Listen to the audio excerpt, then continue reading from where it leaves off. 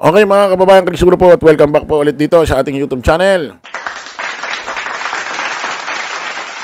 Okay, pag-usapan ho natin mga kababayan, mga ka-analyze, ito hong nangyari, naganap, na rally, ng mga DDS na relihista dyan ho, nakarang araw sa EDSA Shrine.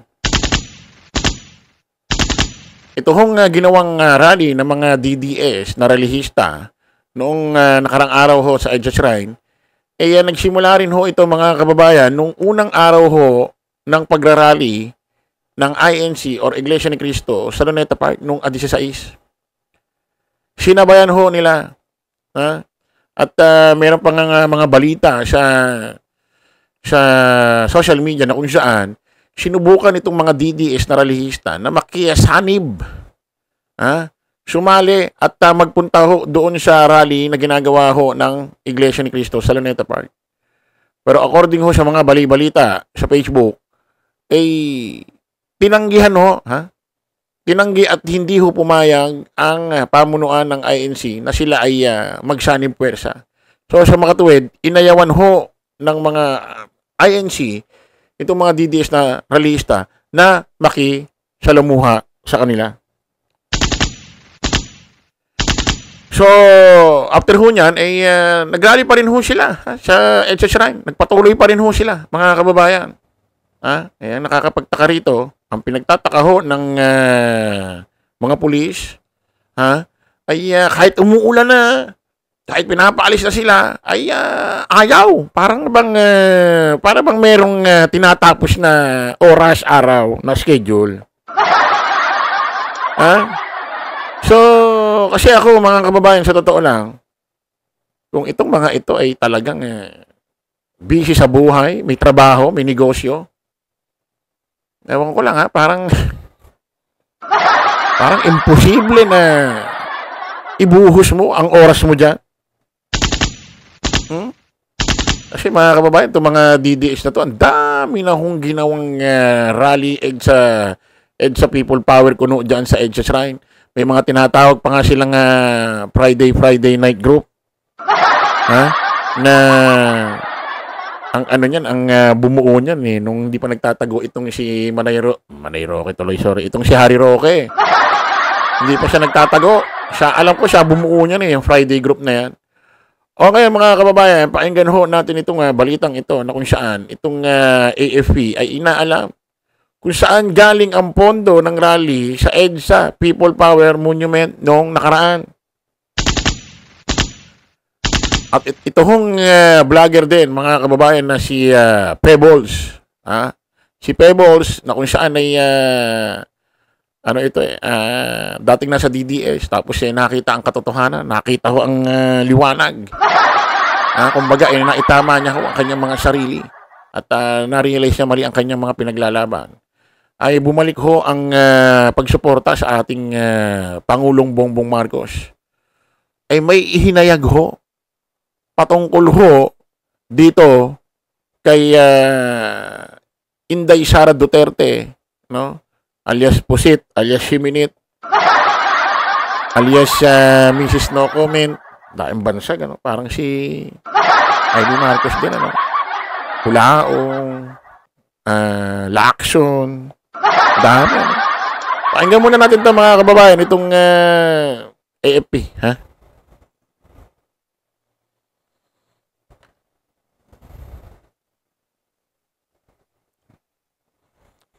Iniimbestigahan ng militar kung pinondohan ng mga dayuhan ng protesta ng mga retiradong military officers. May sagot naman dyan ng mga retired na general. Nasa frontline ng balitang yan si Bril Montalvo. Sarado pa rin sa mga motorista hanggang ngayong araw ang Mindiola, Recto Avenue, Ligarda Street at Ayala Bridge sa Maynila. Patuloy ang pagbabantay ng mga tauhan ng PNP sa lugar. Nakaharang pa rin sa mga isinarang kalsada ang mga concrete barrier, barbed wires at container vans na nilatag bilang bahagi ng security measures simula nitong weekend. May mga truck din ng bumbero. Wala pang kumpirmasyon ang PNP kung hanggang kailan mananatili ang road closures. Ang paghihigpit dito sa Mindiola na alam naman nating malapit lang sa Malacanang ay sa gitna ng mga kilos protesta at ng bulong-bulungan ng posibleng kudita. Dala ang kanilang mga placards, patuloy pa ring isinigaw ng grupong United People's Initiative at ilang pro-Duterte groups ang kanilang panawagan sa EDSA People Power Monument. Yan ay kahit pinapaalis sila sa lugar. Sigaw nila mapanagot ang mga sangkot sa korupsyon at maging ang pagbibitiw sa pwesto ni Pangulong Bongbong Marcos. Ang ibang rallyista nagdala pa ng bandila ng Pilipinas. Hindi rin nila ininda ang malakas na ulan kanina at itinuloy pa rin ang programa. Iba naman ang tingin ng militar. Grabe, no? Isipin mo kahit kahit umuulan ng mga nakarang araw, no? Steady pa rin sila doon, no? Para bang, kumbaga sa trabaho, para bang kahit masama ang pakiramdam, hindi ka pwedeng umuwi kasi may binubuno kang oras. Parang gano'n, ano? Sabi niya naman obvious naman na. Kasi mga kababayan, ando dun si Eric Celis. Kung ito talaga, mga kababayan, ay mga voluntary, hindi hinakot ng kung sino, di ba dapat, kung talagang concern ka sa taong bayan, umuulan na po, sige, magsiuwi na po tayo. Di ba, no? Magsiuwi na po tayo, baka magkasakit po tayo. Yung mga gusto pong umuwi, pwede po kayo umuwi. Di ba? Meron bang ganong video na nagme-megaphone sila? Yung mga gusto pong umuwi, pwede naman po umuwi kasi umuulan po. Umuulan nun nung mga nakarang araw, halos 2 araw magkasunod. May ginawa ba kayong ganon? Concern ba kayo sa mga nagrarally dyan? Kasi sabi nyo, di ba, mga volunteer yan? Bakit di nyo i-volunteer pa uwiin dahil umuulan? Matindi. Antindi nyo dyan. Militar sa kilos protesta nila na yan. Naobserbahan daw kasi ng militar na naging grande ang setup at preparasyon na ginawa. Kaya naman inaalam na nila ngayon kung posibleng may nagpupondo sa grupo at kung ang nagpondo mula sa ibang bansa. The way it was organized, the support system, the food, and the other ancillary equipment or facilities needed. It was unorganized, it was grand. Ika nga, grande ang preparasyon. So we are... Ibig sabihin kumbaga sa lulutuing ulam hindi basta-basta wala sa plano, talagang pinaghandaan. Gabi pala kung anong lulutuin, parang gano'n. Isipin mo, no? Umuulan na, no? Nandoon pa rin sila. Matindi, no? Di sige. Wala nagbayad sa inyo. Di sige. Sabi niya di sakyan na natin yan. Wala namang problema. Kasi wala naman nangyari. Ano ba nangyari? May naging pagtatagumpay pa ba kayo dyan na ginawa niyo sa inyong mga pagrarally? Wala naman. Okay, mga kababayan, pakinggan ho natin ito. Itong kasamahan din ho natin ito sa ating paikipaglaban. Kampi ho ito sa Administrasyong Marcos kay Pangulong Bongbong Marcos. Pakinggan ho itong nating vlogger na si Pebbles na kung saan may mga isiniwalat binulgar ho patungkol ho rito kay BP Inday Sara Duterte alias Pusit, alias Siminit, alias Mrs. No Comment. Pakinggan natin.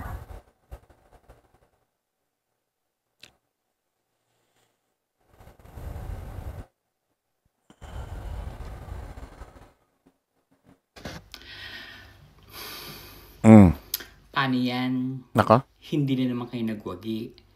Pang ilang try nyo na yan na pababain si PBBM. Pang ilang try? September 21. October 12. Tapos yung ngayon. Pangatlo na. Actually, hindi lang yan. Pebbles, marami pa. Yung ginawa nilang araw-araw doon sa... Naalala nyo? May mga vlogger pa nga mga nagla-live doon tapos nakapin yung Gcash nila. Ano ba yan? Tayo natin. Ang daming budget, ha? So, ano ngayon ang pakiramdam, Sarah? Hindi ka pa rin titigil. Ano ang pakiramdam na hindi kumakampi ang mga military sa inyo na kahit anong gawin yung bayad dun sa mga retired militaries, hindi nyo mahikayat sila Browner, sila Nartates, di ba? Kasi tanggapin nyo na ang katotohanan na hindi kayo gusto ng mga nakaupong military ngayon. Kuskus, kuskus, di ako aalis. Actually, ako mga kababayan, no? Hanggat maaari, gusto ko kasi iboto ang presidente lalaki. At, although wala naman sa konstitusyon nito, no, na dapat ang presidente lalaki, hindi pwedeng babae. Kung ako magiging general ng AFP, pangkalahatan, no, katulad ni General Browner, mas gugustuhin ko ang commander-in-chief ko lalaki. Diba? Real talk. Sabi mo, general ka ng AFP? Pangkalahatan? Tapos ang commander-in-chief mo, sinusunod mo, babae? Presidente? Ano yan? Ha? Ano yan? Di ba? Para mas maganda yung presidente lalaki, ang vice president babae. Na? Kasi sa bahay, sa pamilya, nagsisimula, ang padre di pamilya lalaki. Di ba? Lalaki ang padre di pamilya. Ang lalaki na susunod. Depende na lang kung under ka. Diba? Unang ginawa ng Panginoon na nilalang tao dito sa mundo. Lalaki. Di ba? Si Adan. Isipin mo general tapos general ako, tapos ako ang pangkahatang namumuno sa AFP, Luzon, Visayas, Mindanao. Parang kay General Browner nga. Oh, tapos ang commander-in-chief ko, ang magmamando sa akin, babae. Hindi, sa akin opinion ko lang yon. Kaya baka ayaw ng AFP or ayaw ni General Browner dito kay BP Inday Sara Duterte. Ha? Tuloy natin.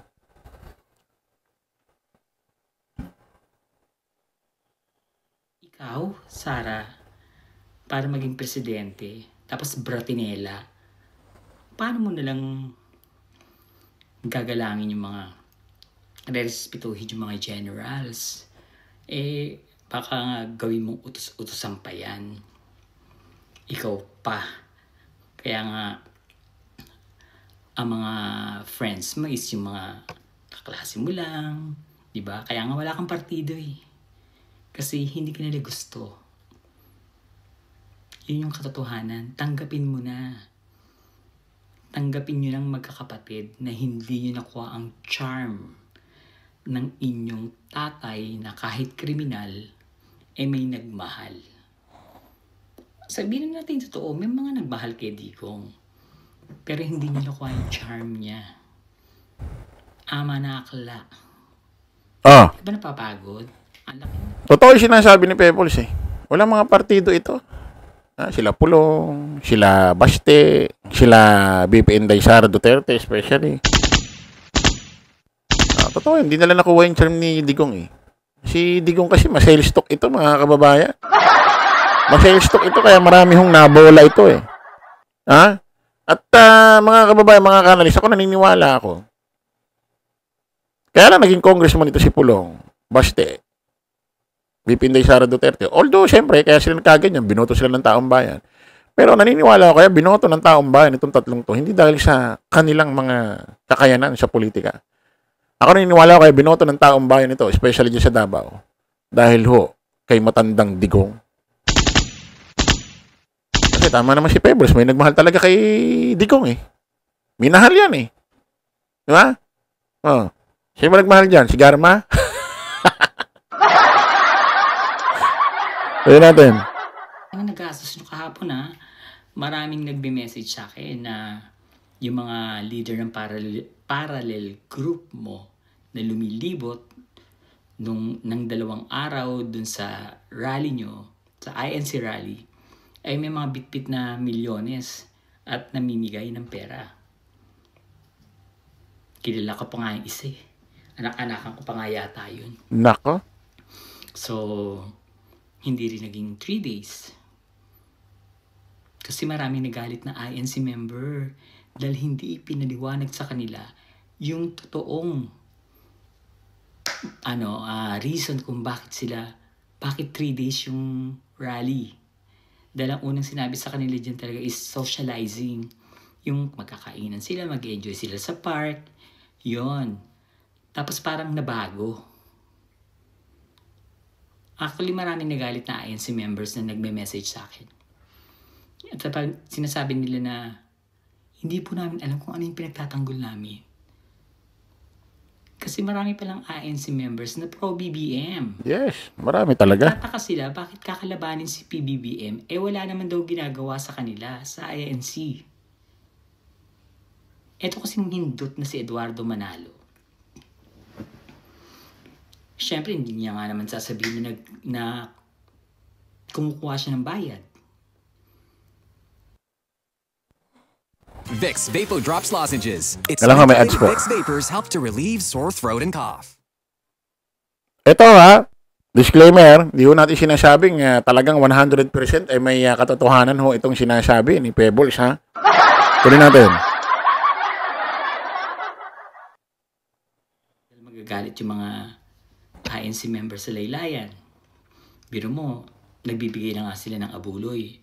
Yung pala, meron pang monkey business yung head nila na alam ko naman na alam din ng mga tao sa ibaba ng INC na nantok pa ako. Alam nilang meron kayong mga illegal. Pero dahil sa naniniwala sila dun sa Diyos, actually hindi na nga sila sa'yo naniniwala, Eduardo.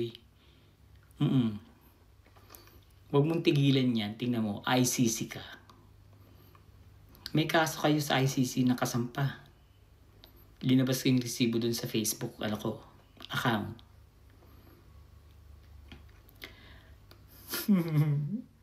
Umiyak. Sarah, nakakaiyak, no? Biro mo yung nagbayad ka sa mga military. Nako po. Tapos, hindi naman bumaligtad.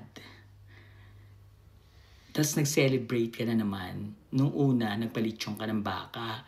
Yung pangalawa, nang asar pa kayo. Yung pang ilang year na anniversary ng OBP, may party kayo nun eh. Andun pa si Onanay, si Gloria, saka yung napatalsik din na presidente, si Erap. Di ba, nag-celebrate na agad kayo nun? Ito mga kababayan, ha. Maliwanag ho kay Pebbles Talakera. Ito raw si BP Inday Sara Duterte. Sinubukan nagbayad o nagbayad na sa AFP? Pero hindi raw ho bumaligtad. Kaya ako, naniniwala ako ang AFP. Lalo na ito si General Bronner, talagang talagang buo, ha? Buong buo ho ang pagsuporta sa Administrasyong Marcos, especially kay Pangulong Bongbong Marcos. At nagsalita na siya tungkol dyan, na especially mga nangyaring mga EDSA 1, EDSA 2, na wala naman nangyari. Tapos itong si Pangulong Bongbong Marcos, patatalsikin. So, failed na naman ho ang mga DD-shit, mga kababayan, mga kanalize. Ha? Sabi ko nga, bakit na lang kasi hindi nila tanggapin, mga kababayan, mga kanalize, na itong si Pangulong Bongbong Marcos, mapalitan sa 2028. 2028, di ba? Mabilis lang naman ang taon, di ba? Hindi ko pa nga sigurado kung talagang si Pangulong Bongbong alis ng 2028. Sabi niya nung nakaraan, alis daw siya kapag may umaandar na ron ng tren sa subway, sabi niya. Wala naman siya sinabing taon. Natawa nga ako nun eh. Sabi ko, matapos kaya ang subway hanggang 2028? Diba? Sa ilalim ng lupa yun. Dito nga yung MRT7 nga eh. Dito sa ginagawang from Quezon City Trinoma Mall hanggang sa San Jose del Monte, Bulacan yata, MRT7. Hanggang ngayon nga, di pa gawa. Nasa taas pa yun. Ito for the first time magagawan ho ang ating ilalim ng lupa ng sasakyan. So, hindi sigurado kung 2028 yan, maandar na. At sabi ni Pangulong Bongbong, hindi raw siya bababa sa pwesto hanggat di naayos itong issue flood control. Itong flood control anomaly. So, nako, walang natin. Kung may extend kay si Pangulong Bongbong, ha? Sabi ko nga, karamihan ho ng ibang bansa na mga mauunlad. Ha? Yung presidente hindi agad pinapalitan. Especially kung ang presidente ay matino, maayos, matalino, magaling. Kung dire-diretso lang muna, magiging maganda, maunlad ang bansa. Okay mga kababayan, kita-kita ulit tayo sa panibagong vlog. Bye-bye po.